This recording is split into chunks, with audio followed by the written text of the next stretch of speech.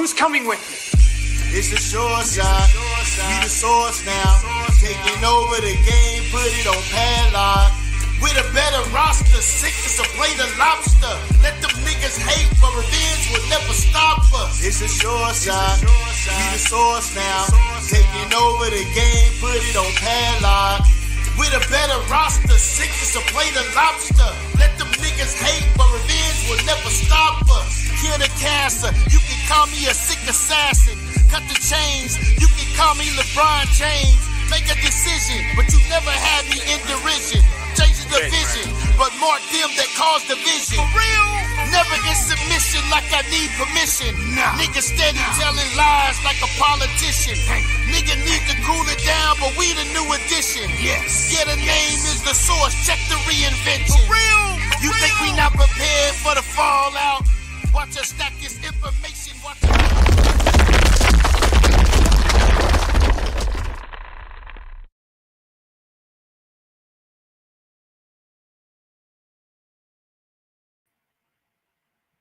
Yo,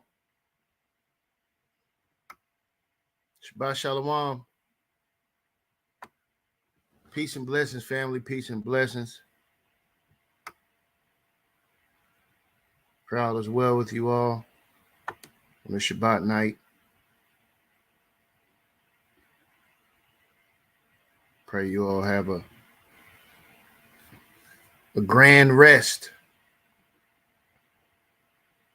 I want to talk about a few things tonight, man. I'm not going to keep you all that long, but I want to talk about this. I know you all see the title, Modern Day Whitewashing. What does that mean? What does that consist of? Now that we are in this season of awakening, you understand? Y'all come on in here, Shabbat Shalom.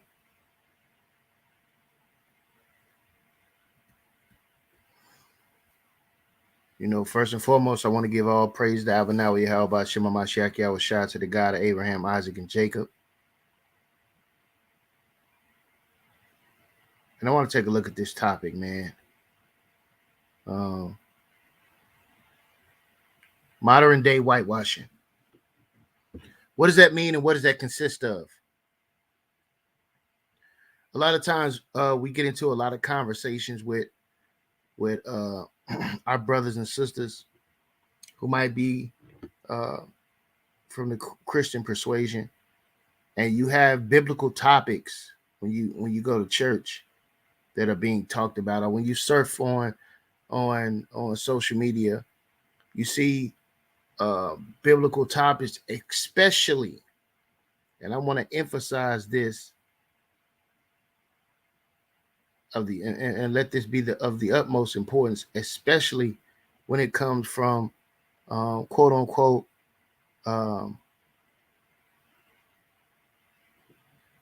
biblical scholars. Biblical scholars are quote unquote theologians. Anytime they teach the Bible,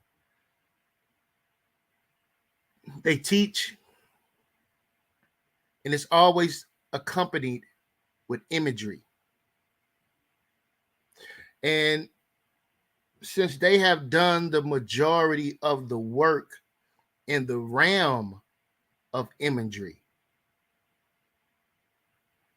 it's much more of their persuasion that is presented to us. So we get into the habit of knowing and understanding that Jesus Christ was not a so-called white man.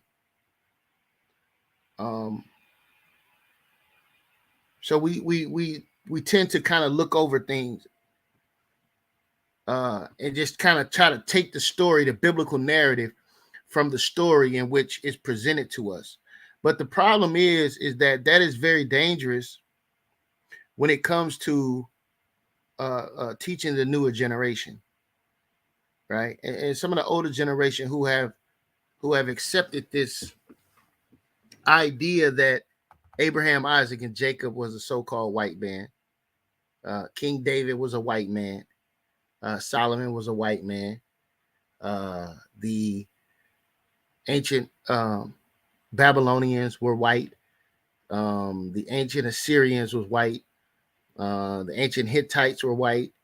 The ancient Egyptians were white. Everybody's white. White. Everybody's white. You can see this in their movies and their portrayals of these stories. And at this point, there should be a certain level of outrage when it comes to someone trying to present to you the biblical narrative from that type of persuasion with the imagery. Right now, you have Jehovah's Witnesses coming to your house, knocking on your door, passing you pamphlets. The pamphlets is filled with nothing but white people dealing with the Bible. I would say that's anti-Semitic. Knowing that there are other Shemitic people that are not Jews or Jewish people that are people of color. So now we have the Jewish rabbi Harry Rosenberg, who has admitted that there are Israelites in Africa, and a multitude of other scholars who have acknowledged this point that there are Israelites in Africa. There are Israelites from a sub-Saharan appearance. So I want to share a video. Let me get my sharing for educational purposes. I want to share a video, and I want to go into this whitewashing. It's so, at this point, it's like it's subtle, but it's so blatant. It's subtle, but it's blatant. And there were certain things that was left out in the narrative in which this guy was pushing. Maybe he had good intentions, maybe he didn't, but this is a part of the normality of the presentation of the Bible. It's normal to make the biblical characters white people. And so we just have settled for not being alarmed or outraged by it because it's so normal. But at this point, it has led to a great deception. We have to take this in consideration. Right? Let me get my fair use up here. It has led to a great deception, family. So we're gonna watch this video, and then we're gonna look at a few scriptures to try to understand why is that something that is being done. I want to put this fair use out there.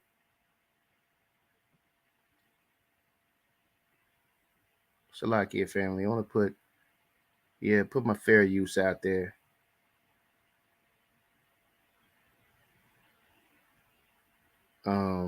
Before I share this video. Right.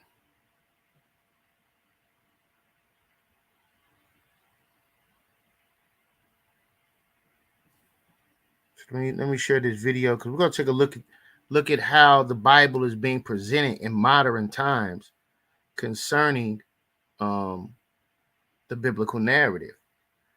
So, I mean, this guy he's sharing he's trying to sell biblical timeline posters. That's really what he's trying to do. But within that poster, there are images. You understand? Images that leads to deception. I want to talk to you all about it, right?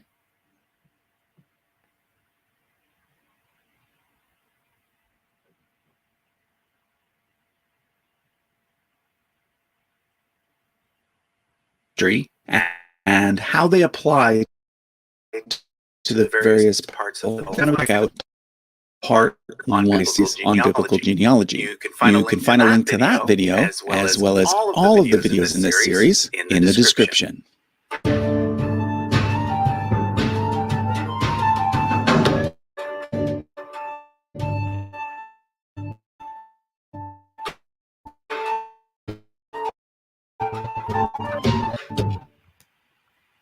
According to the book of Genesis, the first two humans were named Adam and Eve, and they were created directly.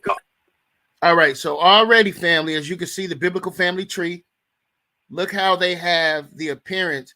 This imagery is what I'm speaking about, family. This imagery that accompanies the biblical narrative. That's the issue, right? This is a old tactic that they've been using for centuries, right? And millennial.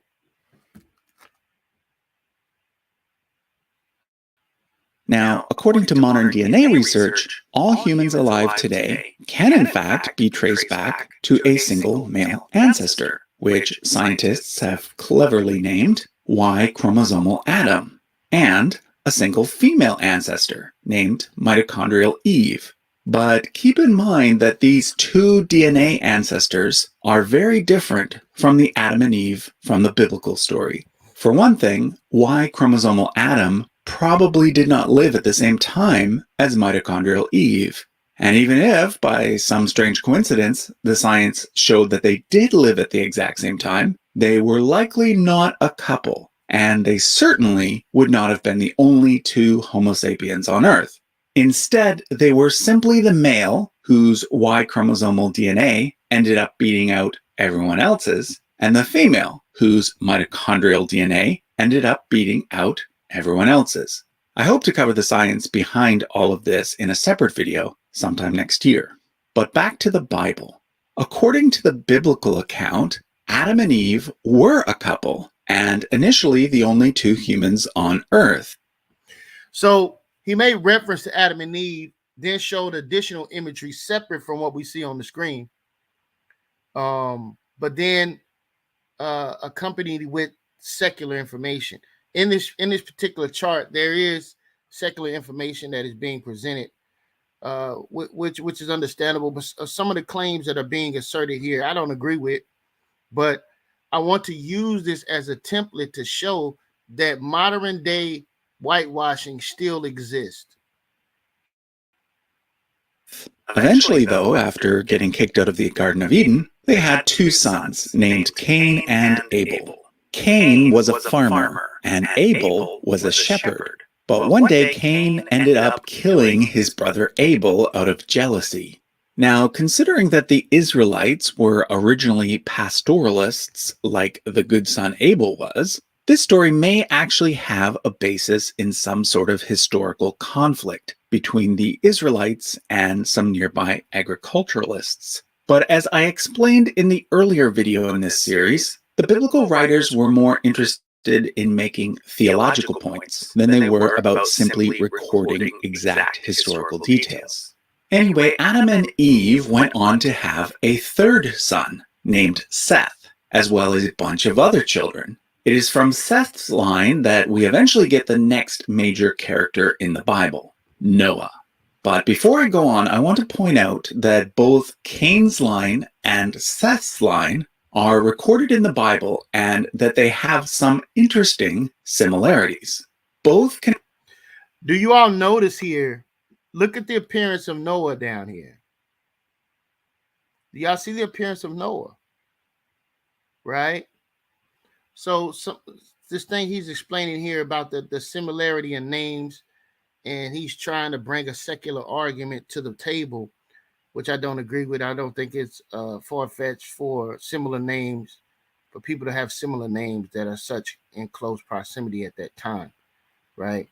But these are some of the secular arguments, but I want you to pay attention to the imagery.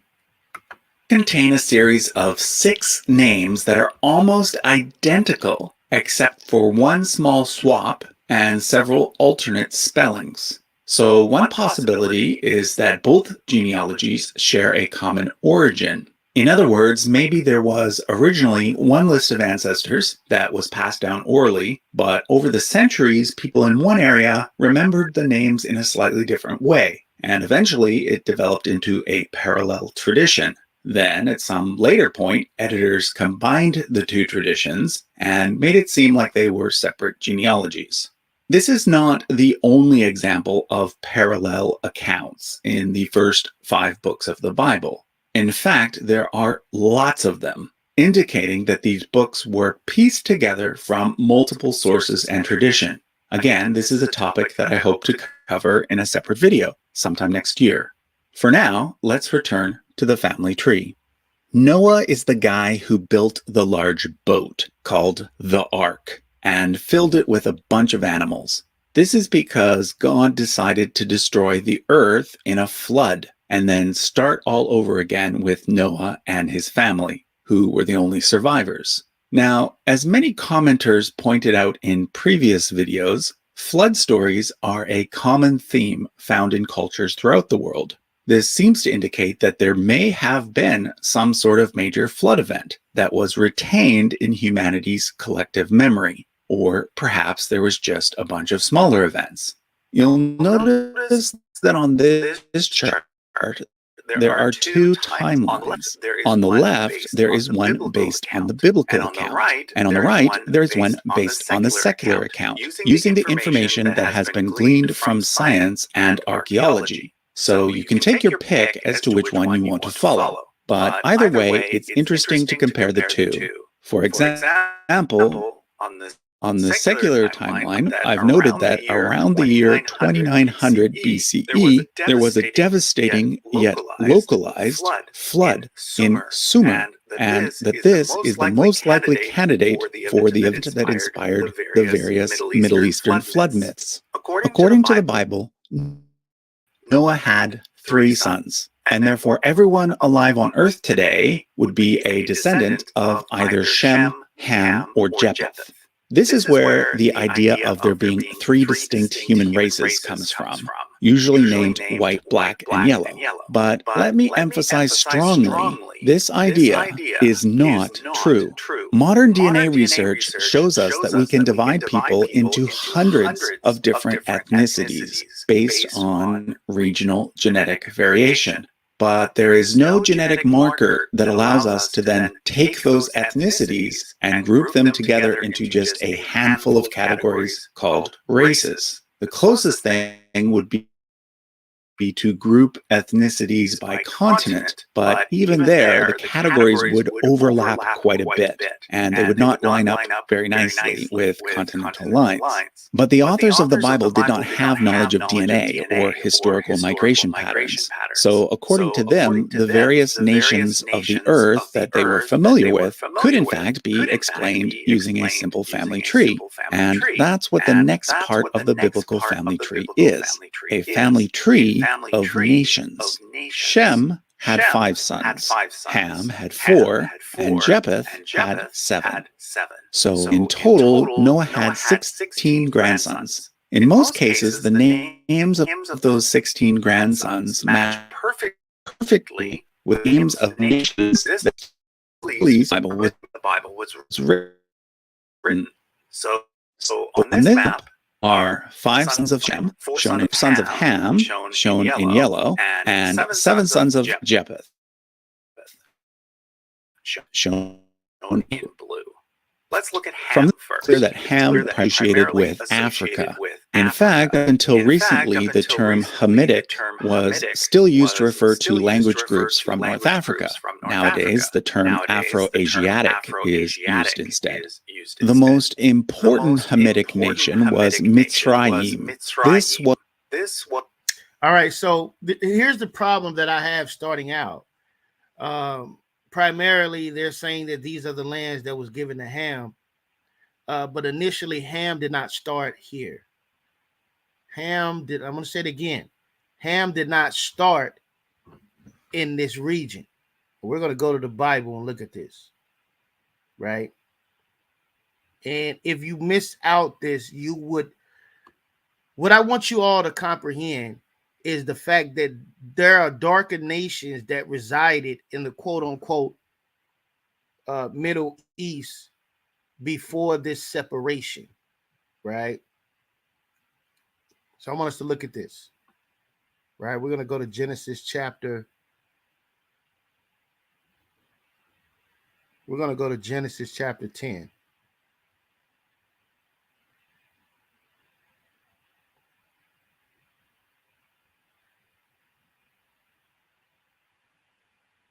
You got to forgive me, family. This computer is moving awfully slow.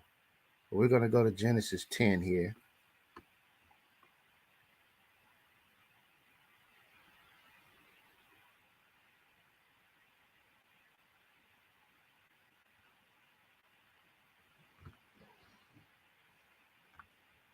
So this is automatically putting us in a particular region before Ham got moved or scattered to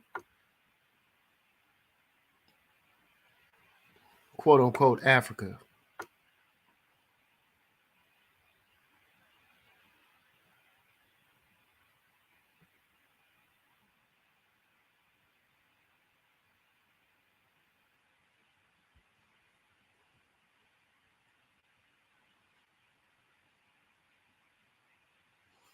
All right, so this is Genesis 10.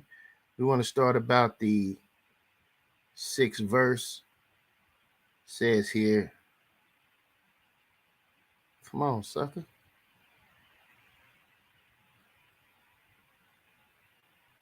One second, family. I want you all to see this.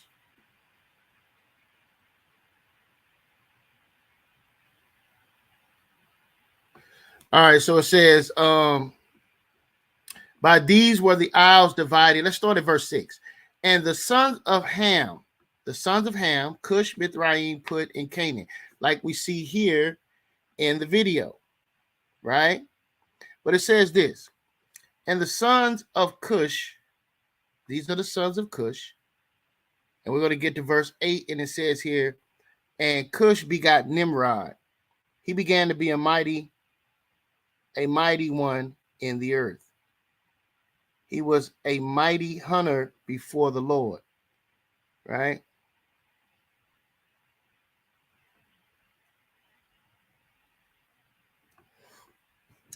And it says that, let's get down here.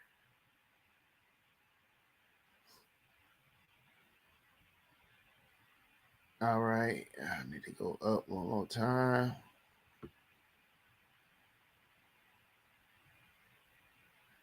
Let me go up. Not that far up.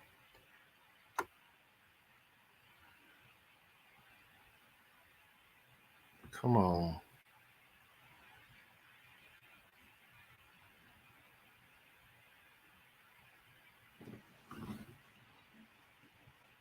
All right, so I'm going to go up just a little bit.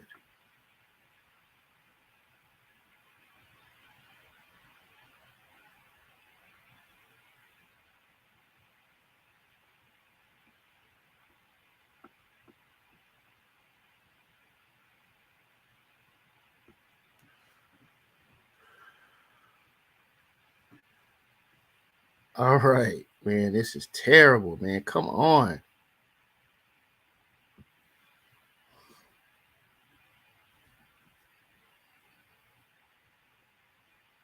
All right, it says, in the beginning of his kingdom was Babel, and Erect, and Akkad, and Caldan in the land of Shinar. Now, if you know anything about the biblical narrative, the land of Shinar is the ancient land of Sumer, right? And it says, and the beginning of his kingdom was Babel, right? Out of the land, verse 11, out of that land went Asher and built Nineveh and the cities, Rabath, right? So now let's go back. So we see Ham Right, family? We actually see Ham in these areas. So you can understand how dark-skinned people, Hamitic appearance people, would be in these areas originally. Right? They would be in those areas originally. But when we go back to the biblical narrative, I'm not going to fight with this screen, so I'm just going to read it to you all.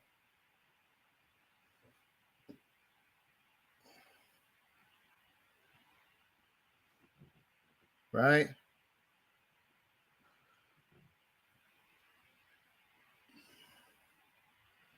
Genesis chapter 11, and it says, and the whole earth was of one language and one speech, and it came to pass as they journeyed from the east that they found a plain in the land of Shinar, and they dwelt there.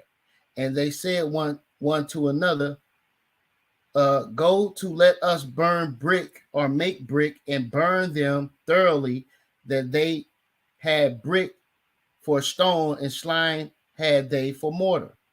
Right? So if we go down here, it says that verse 6, and the Lord said, behold, the people is one, and they have one language, and this they began to do, and now nothing will be restrained from them which they have imagined to do. Go to, let us go down there, confound their language, that they may not understand one another's speech. Verse 8. This is Genesis 11 and 8. So the Lord scattered them abroad from thence, right? The Lord scattered them abroad from thence upon the face of all the earth, and they left off building the city. So this is how the people got scattered. At one time, all these people was together in this region, meaning dark-skinned people was in this region, not just only relegated to Africa. Okay, I want to make that clear. Right? So Ham would be these areas, but originally they started here, but this was not made mention of in the video. Was and is the Hebrew word for Egypt, but it was also the ancient Babylonian word for Egypt. So keep in mind that most of these names are not the names of people. They are quite clearly place names. And also notice they do not have the Babylonians on this map thus far, right? Because this was established by Ham. Canaan and Cush being two more good examples. Turning our attention to the red section representing the descendants of Shem, there are also several recognizable place names here too. Aram being an ancient name for Syria, Ashur being an alternate name for Assyria, and Elam being a nation that existed on the Iranian plateau prior to the rise of Persia. The only one that stands out as being a personal name rather than a place name is Arphaxad, which, as we'll see, is the person from whom Abraham, from Ur of the Chaldeans, descended. I should also point out that it is from the name Shem, ancestor of all these red areas, that we get the term Semitic and anti-Semitic. Finally, let's talk about Japheth, shown in blue. These names obscure and uncertain, as they are all names given to places much farther away from the land of Israel. Javan is usually associated with the Greeks. And so the argument that we run into regularly is that all the people of this land is Japheth. So we have some brothers in the community that say the so-called white man is Japheth, but what they're not taking into consideration is that these people started to migrate and travel to different areas and regions. So when you get further along in time, you have these lands started to be conquered. Assyria had a great nation. Elam had a great nation, right? Egypt started to assert its dominance. Javan with the Greeks started to assert its dominance, right? So we see that certain lands started to get taken away and we have certain migrations. So when you're looking at what people are today or what area they coming from today, doesn't mean that that's the nation in which these original people of Gomer, right? These original people of Javan, this doesn't mean that this is where they're going to be today. It's very important that you understand that, right? So now it's imperative that you start to get into the family's lineage or racial ethnicity and their connection to a biblical identity in order for you to understand who these people are, right? But I wanted to make this point to show that Ham was originally in this area. This is where Ham started at, family. It didn't start in Africa. Ham did not start in Africa, right? It wasn't until what I read in Genesis chapter 11 where these people got scattered. Madai with the Medes. But when it comes to the other five, it's mostly guesswork. During the medieval period, it was thought that some of these nations, in particular Gomer, spread into Europe. If we return to the family tree chart, you'll notice that Gomer had a grandson named Ashkenaz, who was thought to be the ancestor of the Germans. It is for this reason that Jews who lived in Germany and then migrated to Eastern Europe came to be called Ashkenazi Jews. So when it comes to the three sons of Noah, very roughly, you could say that Ham represented Africa, Shem represented West Asia, and Japheth represented Europe. And this is the point that I want you all to look at. This is inaccurate. By the time these lands started to be occupied in this manner, it was after the Tower of Babel, when everybody was in this area, including Ham, including Japheth, was in this area. And then it says here in Genesis chapter 11, verse 8, so the Lord scattered them abroad from thence upon the face of all the earth, and they left off building the city, right? And then these areas started to be populated, right? But through the duration of time, these people started to migrate and move, and you're dealing with people that was traders. So a lot of trade went on between these groups of people, right? And he's going to make a statement which I also disagree with.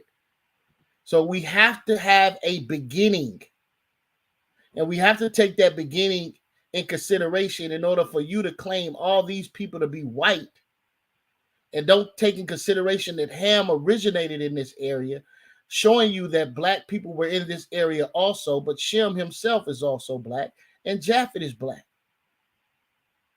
right? So there was something that transpired in what brought the so-called white race into fruition. That's for another time, another video. But I want to show how whitewashing permeates through the presentation of how the Bible is being presented to us today. And this is exactly what certain medieval Christian thinkers promoted, which in turn led to the idea of three races, which unfortunately was used to promote a heck of a lot of racism. But we don't need modern DNA research to conclude that the classification system offered by the Bible is, at the very least, incomplete. You'll notice that the people living in India, China, Australia, the Americas, Sub-Saharan Africa, etc., were not included in this classification system. That's simply because the biblical writers weren't aware that those people even existed. What they were doing was simply painting a picture of the world as they knew it. Okay, so this I disagree with. Everything has to have an origin, brothers and sisters. And if it started here, in order for them to get to these other areas of the world, they had to migrate to these areas. They had to migrate to these areas as man started to populate the earth. but it has to be a repopulation based upon the biblical narrative and the flood. So if you're talking post-Diluvian time, you're talking about a migration to these areas and regions in order for people to get to these areas. So it had to start there. So the Bible's not incorrect. This is the origin of life, and it just spread it to these areas. Okay, let's continue down the tree. Arphaxad had a grandson named Eber, and this is probably where the term Hebrew comes from. From there, if we go down another 5 generations, we get a man named Terah who had 3 sons, Nahor and Haran. Of these 3, Abraham was by far the most important. In fact, the book of Genesis is really a book about Abraham, his son Isaac, and Isaac's son Jacob together. So here's the problem. Here's the problem, family. Do you see these images? So they're passing these images off. It wasn't enough to just have the name. That wasn't enough. They had to place these images here for whitewashing purposes. See? Notice Ham here has no images. I wonder why. I wonder why. But there's images here of the most important people in the Bible, and you're placing whitewashed images of these people. Together, known as the 3 patriarchs. Everything in the Bible that comes before Abraham, like the Adam and Eve story and the flood story, is really just a prologue. Abraham is said to be the father of 3 major world religions: Judaism, Christianity, and Islam. And it is because of this that these religions are often called the Abrahamic religions. So let's look at his family tree. Abraham was married to his half-sister Sarah.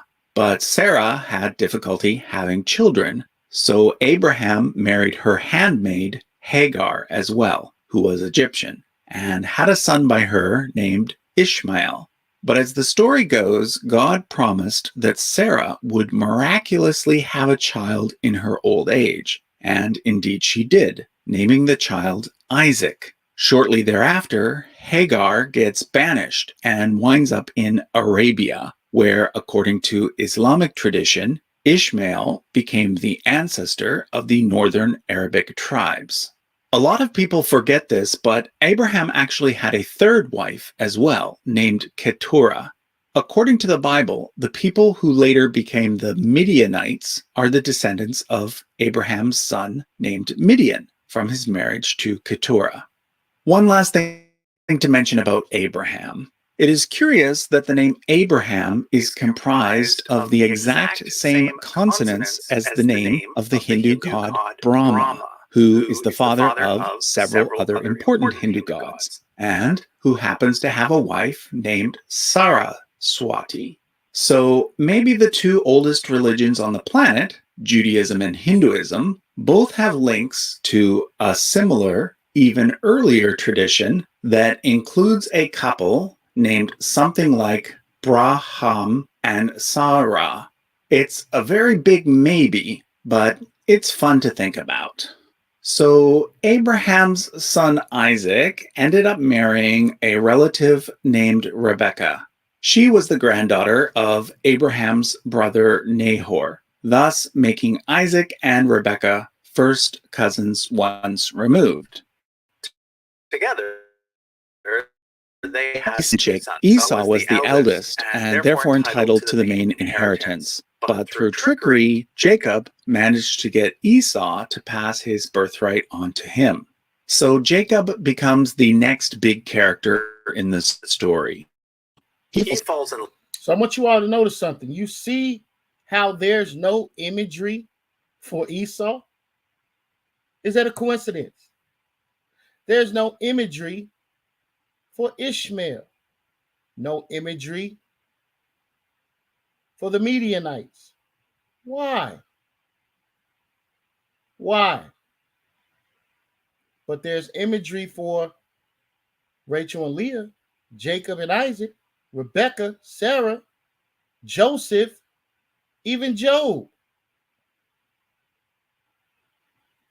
But there's no images of the 12 tribes of Israel. You see? They for sure know that these people, though, they got the right images for these people. I beg to differ, and the Bible disagrees. Love with his cousin Rachel. You can see here that her father Laban was Rebekah's brother, but Laban tricks him into marrying his other daughter, Leah, instead. In the end, he ends up marrying both sisters, but has to work for Laban for 20 years. In total, Jacob, whose name is later changed to Israel, has 12 sons and one daughter named Dinah. The 12 sons eventually end up becoming the 12 tribes of Israel. But before we move on, let's quickly look at a map of the biblical land of Israel. To the east, in what is today Jordan. So as you can see, no images of the 12 tribes. No images of the 12 tribes. But they had images of those people. I want to go here and read this. Let's go to the book of Maccabees.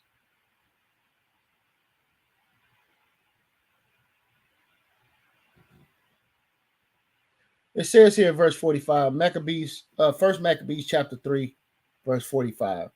Now Jerusalem laid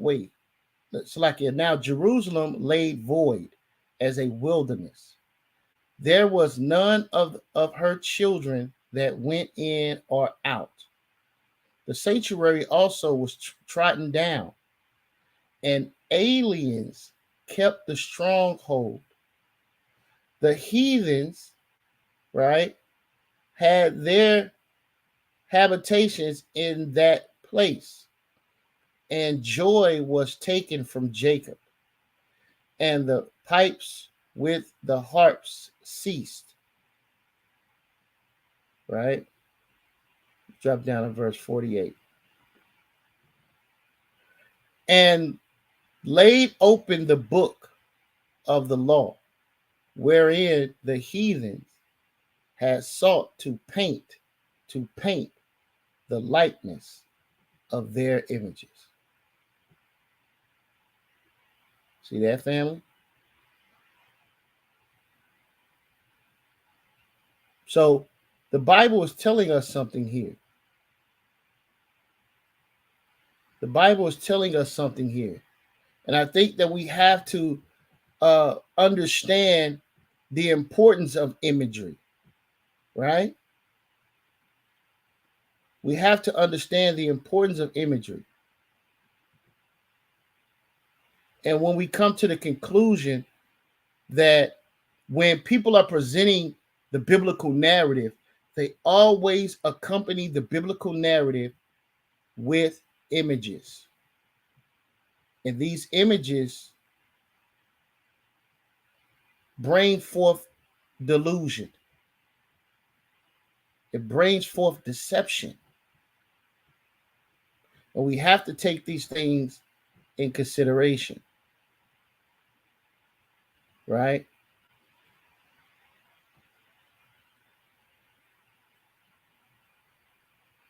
Do anyone have any questions out there? Come on, talk to me, family. What's your thoughts on modern day whitewashing? What's your thoughts? Is this something that is being done purposeful? That images accompany the biblical narrative? When the so-called Christians knock on your door, Jehovah's Witnesses, Seventh-day Adventists, they hand you Bibles. Images accompany the biblical narrative. Is this something that we should stand up against? I would say so. Why? Because it leads to deception. Right? So I pray that you all are able to see this and receive this. And I pray that you all have a great and wonderful Shabbat. I just wanted to take a moment of your time to share that modern day whitewashing. Is this going on in your church? Is this going on in your community? And how long will we stay silent concerning every time we see the biblical narrative, especially from the scholarly sources and the theologians? It always are accompanied with, it's always accompanied with images.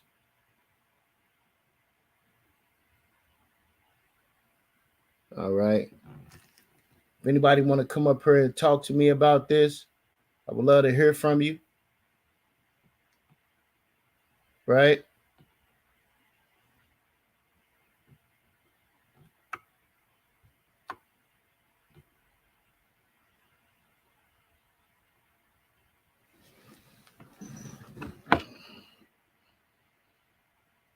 Let me see here. Is this your experience? Right? Yeah. Let me see here. Yeah, that shit came up. Message should have came up.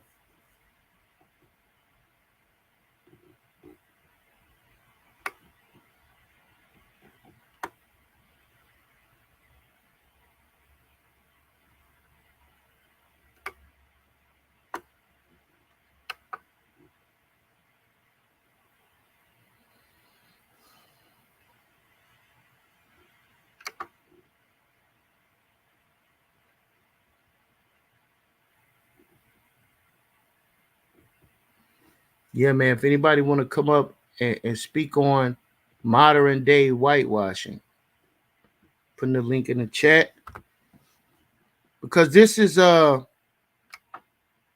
something that I believe that needs to be talked about, family. Right? And it's going on regularly.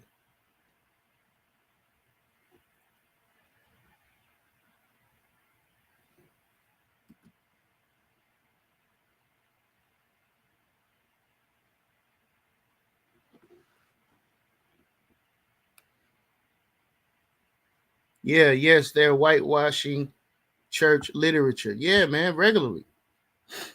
And it has become so normal, you know. And we just being happy information, we look at it and say, okay, we're just gonna take from we're just gonna take the information and kind of sponge it out of our minds, but we have to address the fact that they're doing this. You're actually doing this, right? Shalom, family. Anybody want to come up, man, and talk to me about modern day whitewashing and what your experiences are concerning it? You know, these things are imperative that we point these things out. If we're Shemitic, we also have the claim to anti-Semitism,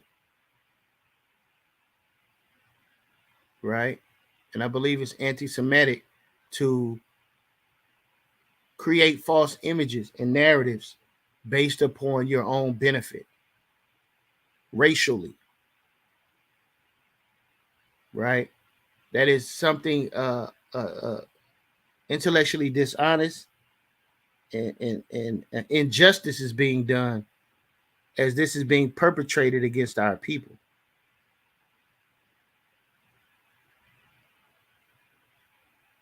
Right? So I appreciate you all, man, tuning in, and I look to talk to you all in the morning. Peace and blessings.